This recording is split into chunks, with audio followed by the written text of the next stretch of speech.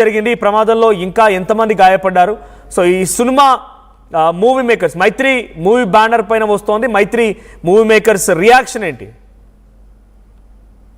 Yes Manoj, rebel star Prabhas హీరోగా హను రాఘోపూడి దర్శకత్వంలో రూపుదిద్దుకుంటున్నాం ప్రతిష్టాత్మక చిత్రం ఫౌజీ ప్రస్తుతం ఈ సినిమా షూటింగ్ రామోజీ ఫిలిం సిటీలో జరుగుతుంది. ఈ సినిమా సెట్స్ కు వెళ్తుండగా ప్రొడక్షన్ కారుకు ఘోర రోడ్డు ప్రమాదం సంభవించింది. హైదరాబాద్ శివార్లోని అబ్దుల్లాపూర్ మెట్ వద్ద ఈ దుర్ఘటన చోటు చేసుకుంది. మైత్రి మూవీ మేకర్స్ బ్యానర్ పై నిర్మిస్తున్నటువంటి ఈ సినిమా షూటింగ్ కోసం యూనిట్ సభ్యులు ప్రయాణిస్తున్న కారు అదుపు తప్పి డివైడర్ ను బలంగా ఢీకొట్టింది. ఈ ప్రమాదం జరిగిన సమయంలో వాహనంలో మొత్తం 6 ప్రయాణిస్తున్నారు. కారు డివైడర్ ను ఢీకొన్న వేగానికి ప్రొడక్షన్ డిపార్ట్మెంట్ కి చెందిన ఒక వ్యక్తి అక్కడికక్కడే ప్రాణాలు కోల్పోయారు. మిగిలిన 5 సభ్యులు తీవ్రంగా గాయపడడంతో స్థానికులు వారిని పోలీసుల సహాయంతో వెంటనే చికిత్స నిమిత్తం సమీప ఆసుపత్రికి తరలించారు. ప్రస్తుతం బాధితులు వైద్యుల పర్యవేక్షణలో చికిత్స పొందుతున్నారు. ప్రమాదం జరగడంతో చిత్ర యూనిట్ తీవ్ర దిగ్భ్రాంతికి లోనైంది. హను రాఘోపూడి దర్శకత్వంలో పీరియాడిక్ వార్ డ్రామాగా తెరకెక్కుతున్న ఈ సినిమాకు మైత్రి మూవీ మేకర్స్ నిర్మిస్తున్నారు. ప్రమాద సమాచారం అందుకున్న పోలీసులు కేసు నమోదు చేసి ప్రస్తుతానికి దర్యాప్తు అయితే చేపట్టారు.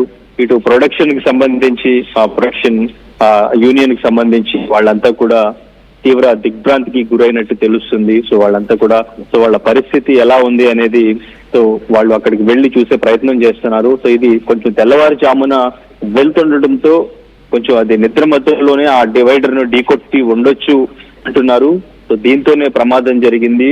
ఆ స్పీడ్ కూడా ఎక్కువ స్పీడ్ లో వెళ్తుండటంతో డివైడర్ ని కొట్టిన వెంటనే అక్కడికక్కడే ప్రాణాలు కోల్పోయారు ఒక వ్యక్తి. సో మిగిలిన వాళ్ళకి కూడా తీవ్రంగానే గాయాలైనట్టు తెలుస్తుంది. సో వాళ్ళని హాస్పిటల్లో ప్రస్తుతానికి వైద్యుల పర్యవేక్షణలో చికిత్స అందిస్తున్నారు. సో వాళ్ళ పరిస్థితి ఎలా ఉంది ఏంటి అనేది ఇంకా పాగితే కొంచెం మనకు అప్డేట్స్ అందే ప్రయత్నం జరుగుతుంది. సో ప్రస్తుతానికైతే స్టేట్మెంట్ ఉందా దీనిపైన? ప్రొడక్షన్ హౌస్ రియాక్ట్ అయిందా? లేదు మనోజ్, ఇంకా ప్రొడక్షన్ హౌస్ ఎటువంటి రియాక్షన్ అయితే బయటకంటే పబ్లిక్ గా వాళ్ళు ఎటువంటి రియాక్షన్ అనేది వాళ్ళు అప్డేట్ ఇవ్వలేదు. కానీ ప్రస్తుతానికైతే వాళ్ళకి తెలిసింది, వాళ్ళు కూడా ఒక షాక్ లోనే ఉన్నారు. ప్రమాదం ఎలా జరిగింది ఏంటి అనేది ఆరా తీస్తున్నారు. వాళ్ళు కూడా అడిగి తెలుసుకునే ప్రయత్నం చేస్తున్నారు.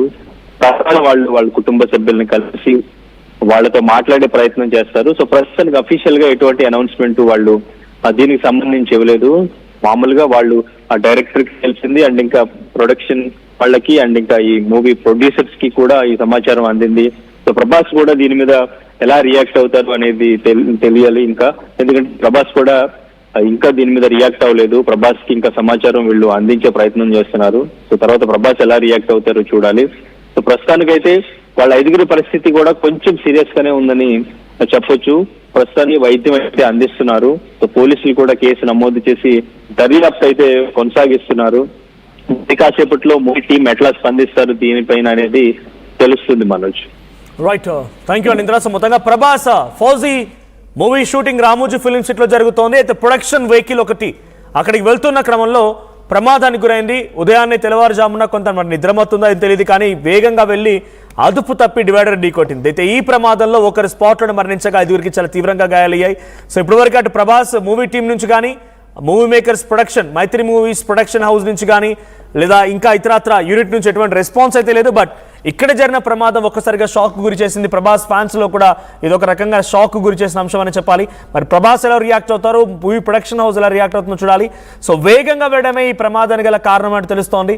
సో అతివేగం ప్రమాదకరం. సో దయచేసి అర్థం చేసుకోండి. ఖాళీగా ఉంది కదా రోడ్లు అని చెప్పి తెల్లవారుజామున నైట్ టైమ్స్ లో ఈ మధ్య కాలంలో రోడ్లపైకి ఎక్కగానే కార్లని కూడా డైరెక్ట్గా రేసర్లుగా మారిపోతున్నాయి.